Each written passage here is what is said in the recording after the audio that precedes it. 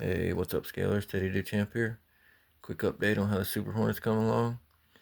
I got all the decals laid in there, so all that turned out pretty cool. Next, we'll just be getting a wash on, and to bring out the panel lines a little more. Get a wash on there. I'm not sure if I'm gonna use the Tamiya panel line wash, or I got some Flores, a little bit of Flores wash up there, dark dirt. So we'll see. And then I gotta do a little touch up, kind of like right there around the exhaust, just a little bit. I went out, got out of line just a little bit.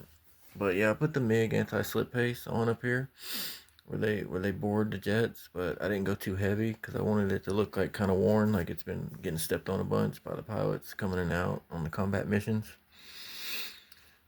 So yeah, weathering this one kind of heavy. Like if you've been following along, I've been saying I'm gonna weather this one heavy because I wanted it to look like it's been on a combat deployment out at sea. You know, the salt water beats on these things, and they gotta do a lot of touch up and stuff like that. So they just use whatever paints they have. You know, they're not too concerned about matching. So, like I said before, I got a lot of the ideas off seaforces.org.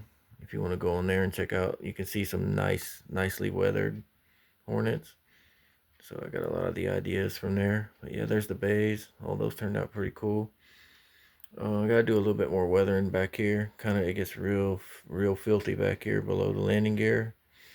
So I'm gonna do some oil work back there and get that all nice and filthy. But yeah, guys.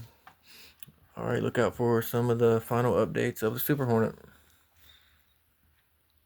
All right, guys. We'll see you then. Bye.